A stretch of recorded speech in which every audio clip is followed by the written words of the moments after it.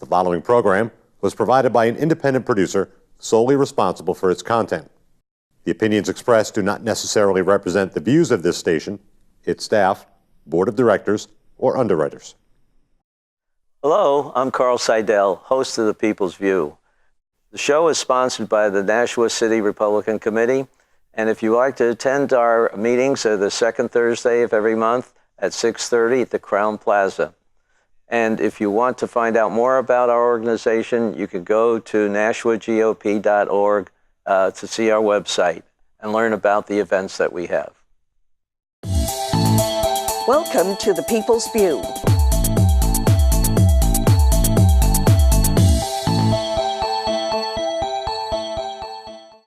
Hello, and help me welcome Sandra Ziehm, running for another term on the Board of Education. All soldiers never go away. They just keep bumbling around. I think we can use your experience on there. Sure, we have a lot of things to do. And that's why, actually, Carl, that I ran again. You only become valuable when you have the knowledge, and it takes forever. I mean, we have almost 13,000 kids. We have 2,000 employees, 900 teachers. I mean, the laws alone, and they change. Just about time you get comfortable with them, they pull it out and give you another one to start over. So it's it takes a while, and even parliamentary procedure. Dr. Mosley, our new superintendent, has been talking about he wants to do a governance. He wants to do a board governance actually a series, I think, even of educational type things.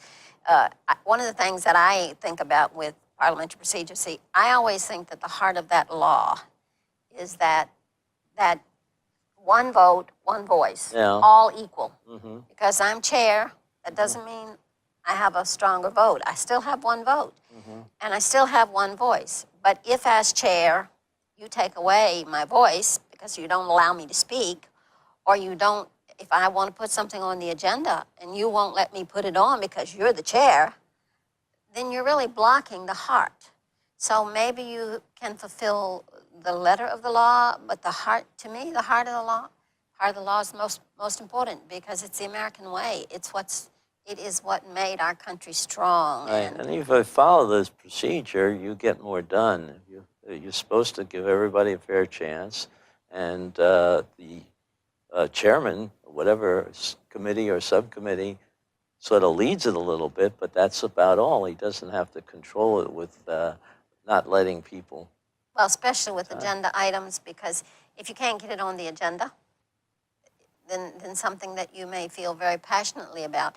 In the end, it's about the quorum. I mean, I can feel as passionate as I want to feel, but unless I can get 5 votes, and that goes, of course, to, well, we've been trying to privatize, and we were talking about it just before the show, but basically it's been somewhat of a split vote. We have a split board now. There are 9 people, and our votes usually go 5-4, 4-5.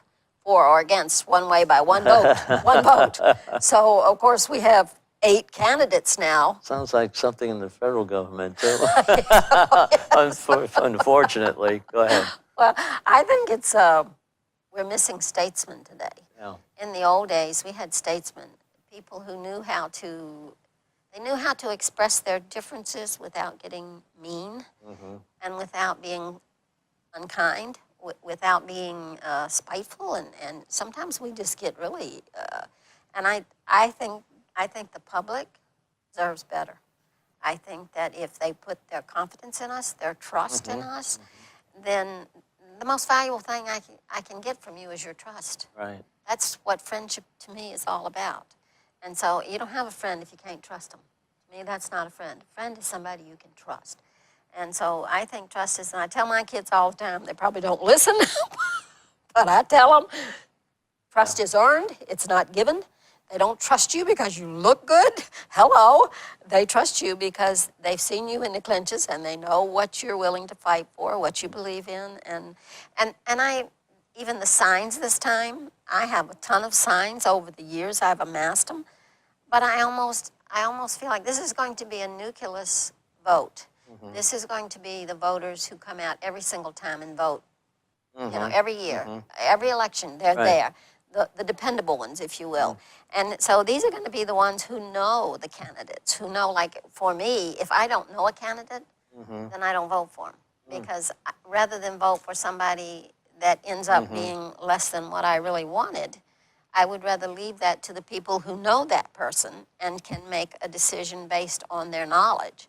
So, and that goes again back to why I'm running again, because I do think that we need continuity on the board. We need to, one of the way I've heard it said is know where all the bodies are. So I'm not that I'm looking for dead bodies, certainly not. But there is something to be said for continuity and knowing Knowing what how works and practice, what doesn't yes, work. past practice And, and people too, you know, who can Right. do what, so that you. But it sounds like the superintendent sees that problem too and wants to organize it so it's a little bit smoother and is run fairly. I absolutely, and we were talking about it before the show, and I have to tell you, I am a person of faith. I don't apologize for it, but neither do I shove it down your throat. I mean, I believe in freedom. You have the choice, I have my choice. But in my faith, the word says that humility is the beginning of honor. And I believe he's an honorable man. I believe he puts others before himself. If you could have heard some of the things I've not heard in my 12 years. I remember one night, the board was, I want to say they were bickering. Okay. So we were fighting. And it was a heated discussion. it was very passionate. And it bordered on being very unkind in my view. And he said, very quietly, he said, I would ask you all to consider if what you're doing is helping our kids. They're watching, and you are their role models. Are you modeling what you want them to be? Do you want them to behave that way? And it was said very quietly. It wasn't about, oh, I'm wonderful. There was no But it's self. certainly, yeah. But that's what made it powerful, and that's what made it effective. You could hear a pin drop, which is not very often on our board. We are like the aldermen. We can be, we can go to each other's throat on occasion. Oh. So I tell myself, don't do that. The American, they deserve better. They really do deserve better. Well, you have a lot of problems now. I mean, I don't know if the contract situation is going to clear up soon, or whether you're going to have an ongoing problem until after the new people get seated. Do you have anything on that? The contract, we are back at where we started. Right. We are totally back at the beginning. And I think to some extent it's up to them now, because we voted for the contract that we agreed to, and they voted as a group, they voted against it. And it was, there were quite a few, again, more against than, I mean, it wasn't just one or two votes, it was a considerable number. And it was because we really haven't addressed, we are not able to keep up with the salary increases. In the last 6 years, sometimes we'll give them $1,000 each person. It's not a step increase. Other cities are doing step increases, and they have a chart that you work. This year you start at 42. Next year you're at 43.5 or 44, whatever it happens to be, and you go up, up, up. Well, we don't do that. We can't afford to do it. It's the truth of it because of the spending cap. And so some years we don't even get enough to cover the cost of living expenses, never mind to give them a step increase when you've got 900 teachers. And so what happens is the teachers fall into three categories in my view. The beginning teacher, the middle teacher, and the tenured teacher. And the tenured teacher is over 30%. So we have a lot of teachers who have been around. We have teachers who have been in the district for 45 years. Oh. And that's a good thing, because they are the pros. They are the mentors. They are the teachers who are going to reach out to our young teachers and teach them how to be better, and instill the passion in them. Teachers have to have that passion, because the challenges in the classroom are great. The poverty we have in Nashua, and I heard a story, a first grader came home and found her mother OD'd in the bathroom from a drug overdose. Now, when that child goes back to her teacher, does her teacher embrace her and say, I'm so sorry, I love you? I absolutely think they do. And can you pay enough for that? I don't think you can pay enough for that. But at the same time, we have people on Social Security who can't afford tax increases. They lose their homes. So somewhere there is a balance, somewhere there is, but in this contract, we tried very hard to bring those middle teachers up, because the tenured teachers they're competitive, very competitive, in my view. And you can go online and look at that stuff. Most schools have a website, and you can go, and a lot of that stuff's right online. Right. Yeah. What their teachers are There's paid. a lot of things online now. Yes, oh my, I can't believe, I was been sick recently, and my daughter says, Mama, all you have to do is pick up your phone and ask it. I'm going to ask my phone, am I sick? What's wrong with me, phone? But she's saying, like I had an eye infection in my retina. And so she said, basically, the words that you haven't heard before, you just say, what does that mean? And they will come right back. And so it is, yes. It's very interesting, isn't it? You have a little computer there. Yeah, I still haven't, I'm still not with it. I have to tell you, I struggle and fight with it. And my daughter will say to me, how many times I got to tell you this? So she loves me, really, she does. So I have the same problem, so I know what you're talking about. It's frustrating, it really is. That's one of the problems you're going to be facing, but you also have other problems. I understand that the testing results are out now. Favorable as we would like them, from what I hear. I looked at them myself, but have you anything as a result?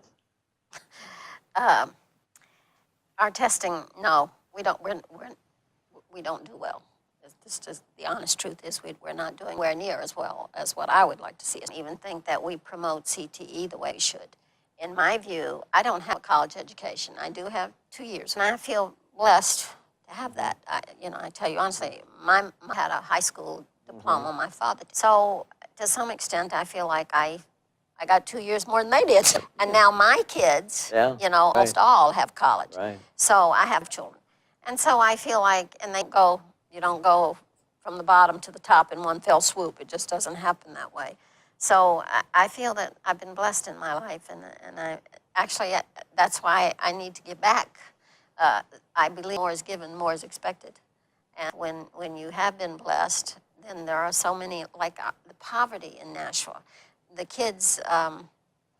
Is that a problem with the trying to group kids, I don't know, just all types together rather than separating them out They do to some extent, not in the elementary, but in the high school, they do block them by ability. Okay. To some extent, depends on who, I mean, there are pluses and minuses to everything, but one of the big pluses is that if the people who are failing are all put together, chances are pretty good that those are going to be some of your discipline problems. So now you got them all together, and they encourage each other in their, and I like this gender bathroom thing. I can understand, but I don't think we would be doing those folks a favor. Now, in the elementary, it might be all right, but think about the high schools. The bathrooms are where they congregate to get into mischief. And so now they're going to be, and we can't monitor every bathroom. Right. We don't have the resources. That would, you know how many bathrooms they have in these schools? Nashua High School is huge. So we cannot, there's no way we can monitor those bathrooms. And so those will be, if that happens, in my view, they would be putting themselves in harm's way. I remember my daughter telling me that she would walk halfway across the high school to get to the one bathroom where she felt safe. Oh, really? Safe. And so, and I'm not trying to scare folks out there, but we do have an element. Poverty is a great cause of, we are such a competitive society. Everybody thinks they have to have Nike shoes. Right. Well, guess what? If your folks are on the poverty, you can't afford a $100 pair of shoes. And when you don't have them and everybody else does, it makes it tough. Oh, yeah. That's why they go to this idea of they talk about doing uniforms, because then you're not competing with, Jones of New York or any of the brand names, if you will, that cost 3 times as much as the others. And so you don't know, poverty is, our teachers tell us that poverty is also the hardest group of kids. When a kid comes to school hungry Yeah. and tired and emotionally drained, is that child easier or more difficult to teach? And if you have some in the classroom who act out, what is that doing to the other kids who would like to learn, but now the teacher has to stop and take care of this problem child?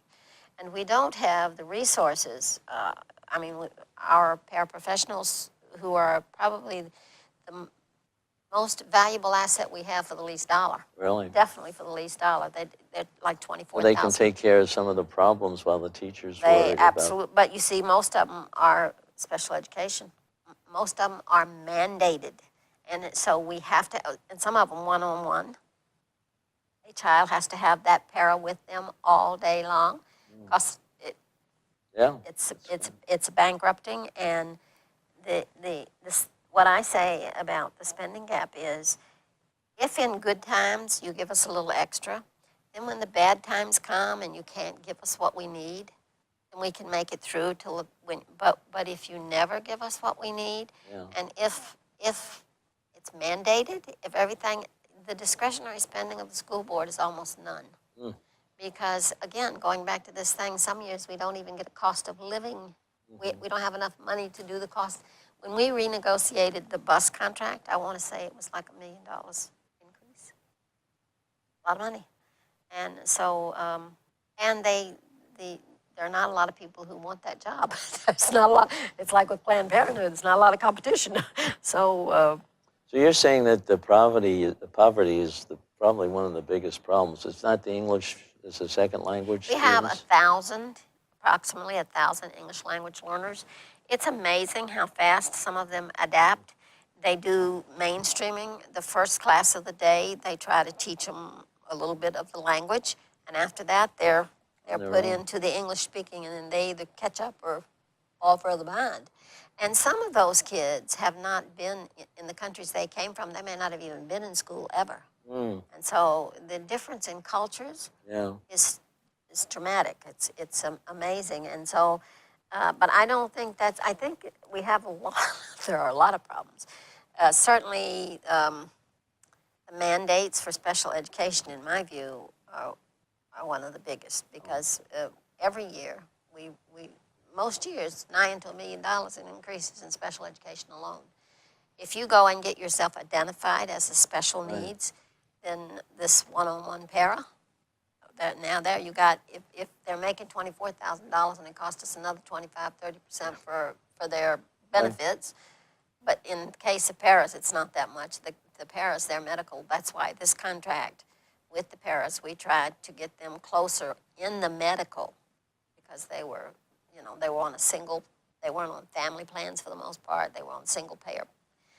It wasn't as, and there again, we have a hard time keeping up because it's all about We money, handle a lot resources. of kids outside of Nashua, don't we, that are special needs that come to Nashua because we have the We do have, capability? yes, we do have some, and their schools pay for Yeah, them. right. And sometimes, yes, they help us to carry the financial burden. But there's no easy answers. That's one of the things. You come on when you're young and you're stupid, and you think, I'm going to heal the world. Right. I'm going to make it all better. And then you sit there for 12 years, as I have, and you start to say, wow, Sandra, you haven't done anything. Where's that miracle you were going to pull out of your basket? Right. So it's, but there are also rewards. I would be remiss if I didn't say to you that on occasion, yesterday when the South students did the 96 interview of all the BOE candidates, that was a blessing. The kids, their questions, they had researched every candidate, all 8, and if you listened to the question, you knew that it came from their knowledge of who that person was. Whether it was something they considered a weakness or a strength, they tapped into it, and they just directly asked, what about this? Like the lady, the custodian's wife, her question was about privatization. What do you think about privatization? And I thought that was clever, because it gave her an opportunity to defend why she feels like she does. And see, I have this thing, if we talk to each other and not at each other, we learn from each other. And sometimes there's a middle ground. Sometimes, see, I always tell myself, if we talk to each other, sometimes we can both come to a higher plane. And that's my goal, is to come to the higher plane. Do I always make it? No. But for the times that you do, you say, thank you, God. And yesterday, with those questions and those kids, two of the students came up to me beforehand, and they introduced themselves, and they said, you have not met us, but we held your sign when you ran for county commissioner 2 years ago. And he went on to tell me that he had researched me personally before he held my sign. He knew What you that, stood for. yes, and he knew everything. who I was and what I believed, and he thought I would fight for the things he believed in. Oh. Which, coming from a high school student, in and of itself, that's when you say it's worth it. That's when you say, I'll do this another 4 years, I can handle this. And yesterday it was, whenever we see the kids, it's, and last year, the student, we have, of course, on the board, we always have a student liaison from both high schools.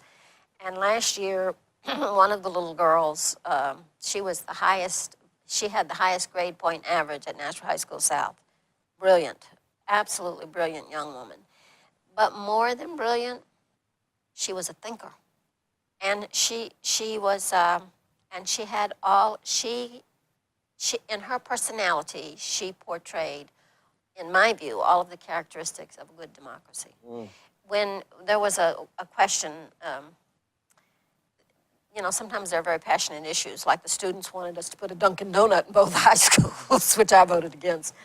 I have nothing against Dunkin' Donut, but I don't think our kids, I don't think that would be a good, especially, I'm trying to cut back on sugar personally. It's a big weakness for me. So, but she actually, when it came to the topic, I said, well, what are your views on it? And she said, I would like for the board to come to our high school and have our Senate group meet with them so that all of them could share their views, so that I wouldn't be misrepresenting their views. In my view, she ended up getting a $20,000 scholarship from Coca-Cola for her views on democracy. Really? For her views. And I have to tell you, I was as proud of her as if she was my own kid, because I saw her do that. I actually saw it in her life. And that's when you know who somebody really is, when you see it. There's a poem somewhere, but it goes about, I'd rather see a sermon than hear it. Don't tell me how good, but show me in your practice, in the way you behave, show me the right way to do it. And that's where Dr. Mosley excels. Good, good. I am very optimistic. He is an educator. He was a special education teacher. He has his PhD. He's a brilliant man, but he also has those people skills. He cares about people. How's it working with? Is he a liaison with the State Board of Education? How does that work now with the state? Because I know there's a lot of things happening with the new commissioner. They have a superintendent's cabinet. Right. And in the superintendent's cabinet, they meet on a continuous basis. And so they all get together and share ideas. Nashville, of course, being the second largest school district in the state, second to Manchester. And of course, they are looked to for leadership on some level. Always has been since I've been on this board.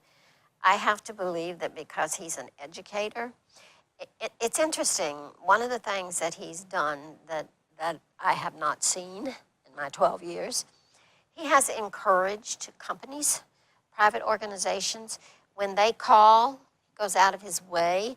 The superintendent of Manchester called him, and he told the board at our last meeting that they're going to get together and share ideas. Good. Now, who better for us to share ideas with? They have, bigger than us, That's right. more special needs, more diversity, more poverty, more all of it.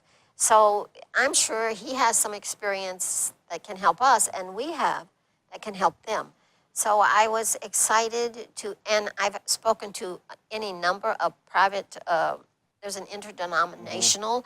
I had spoken to the group that's very involved in that, and they were some discouraged at some point in time, and I believe he's going to embrace every private organization. I don't think he is a respecter of persons. I think he tries to reach out to all people. We all have something to bring to the table. And when somebody stays away from the table, we're losing something. And so, and I believe I think he will keep the table full. What do you think the state can do for the different different groups? They have such a broad variety. It's kind of hard to. How do you dole out something for a small town in Coas County versus somebody in Hillsborough, which is much larger? I went to the state. I'm trying to remember what the top. I think it was Common Core. I went to the state. It took me to go up to Concord. It's an hour ride each way, and once you get there, if it's a hearing, it can be from a half hour to all day. Several hours, yeah. And I sat and waited all day, and I didn't get to speak. And so I have to say that discouraged me greatly. I think that the state reps, like myself, like you, if you're not listening to your constituents, and if you, They should have extended it or had a delay. Well, they allow all of the co-sponsors first. If you're a state rep, they allow you to get up and speak first. Yeah. Which, excuse me, but that makes no sense to me. You talk with each other all the time. You're always there together. I spent my whole day sitting there, and when I went up to say to her how disappointed I was that I didn't get to share, she basically told me tough. And I have to say that was wrong, and that's that those things have to be controlled. The reason they do it is because they have other hearings that they have to go to, and sometimes on a week you're jumping from one room to another, and so that's the excuse they use for giving us priority when we get there. But it is no different than if you came to me on the Board of Education. Yeah. And I had a lady today who called me with an issue.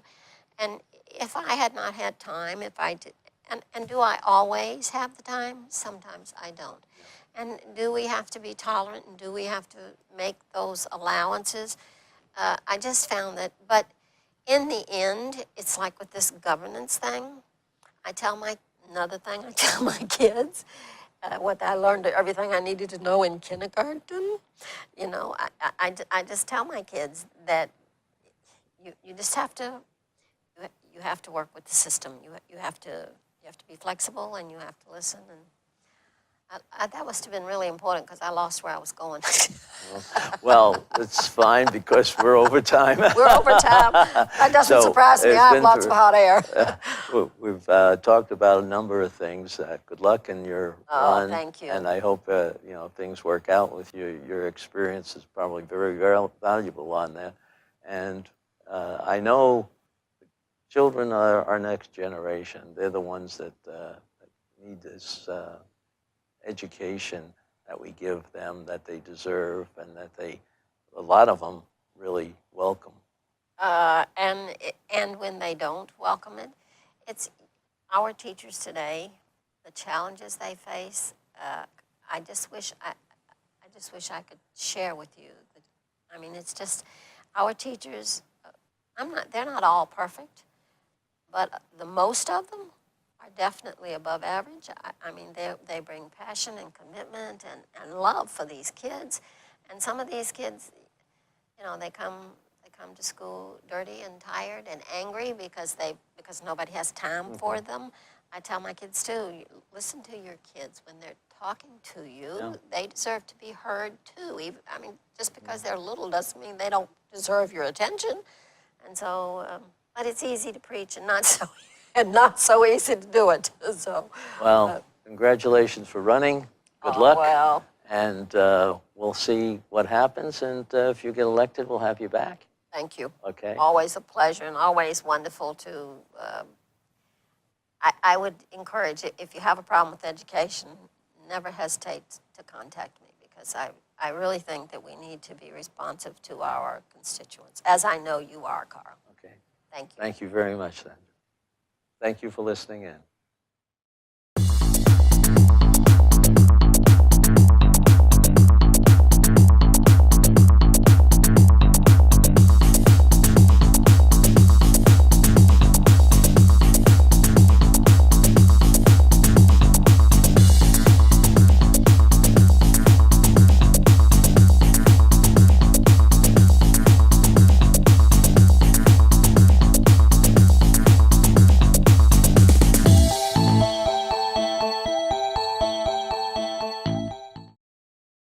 The preceding program was provided by an independent producer solely responsible for its content. The opinions expressed do not necessarily represent the views of this station, its staff, board of directors, or underwriters.